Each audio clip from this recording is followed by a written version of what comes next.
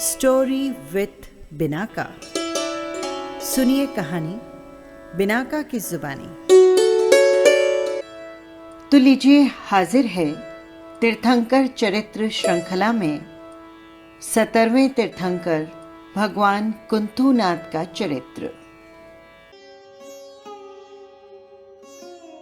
भगवान शांतिनाथ के निर्वाण के अर्ध पल्योपम के बाद हस्तिनापुर में शूरसेन नाम के राजा हुए। उनकी पत्नी का नाम था श्री देवी। वैशाख कृष्णा चतुर्दशी के दिन रानी ने एक महान पुण्यशाली पुत्र को जन्म दिया। पुत्र का जन्मोत्सव करने के लिए स्वर्ग के हजारों देव देवियां तथा 64 इंद्र आए।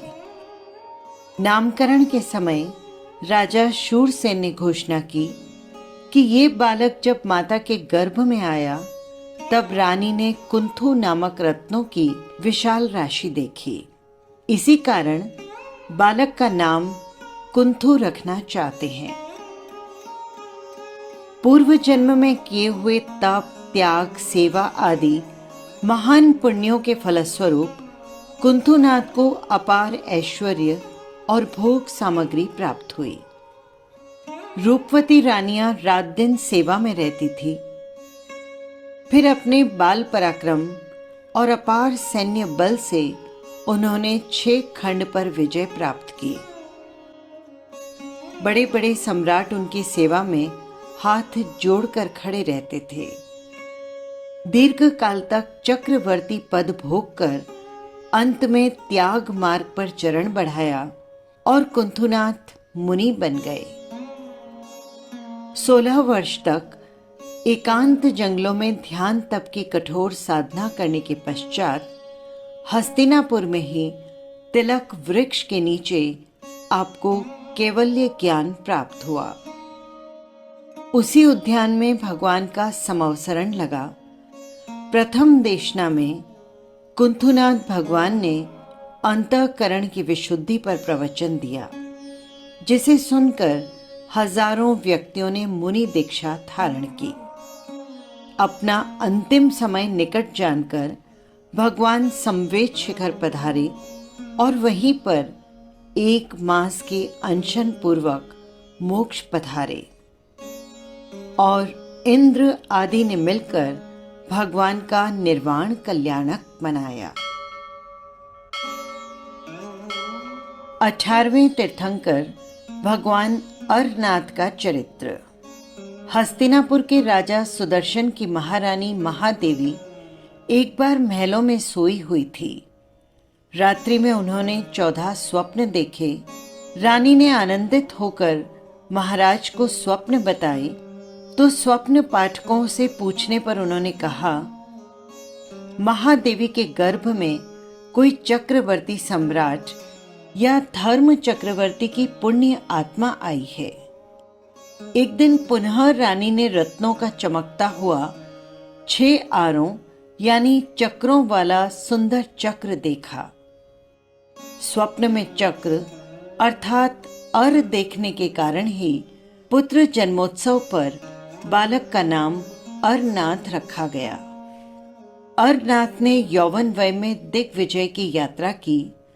6 खंडों के राजाओं को अपने अधीन किया।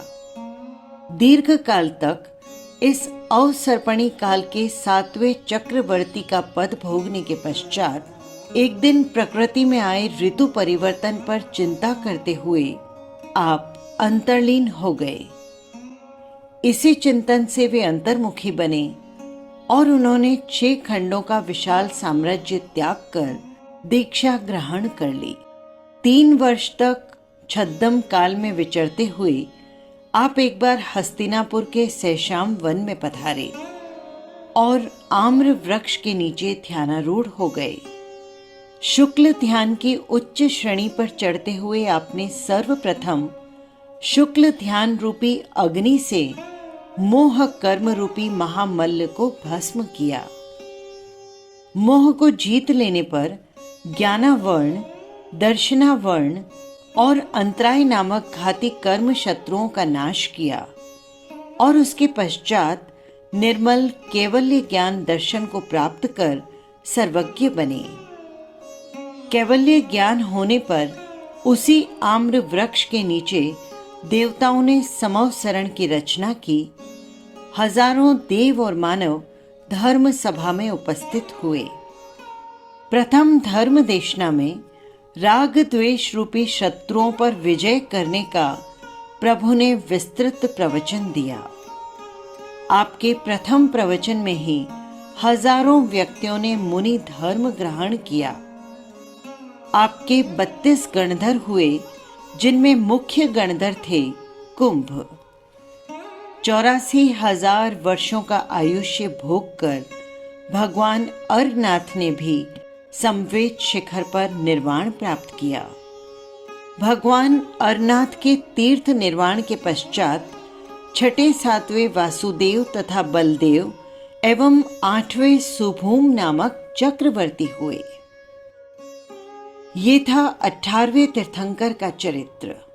19वें तीर्थंकर चरित्र के साथ फिर मिलेंगे। जय जिनेंद्र।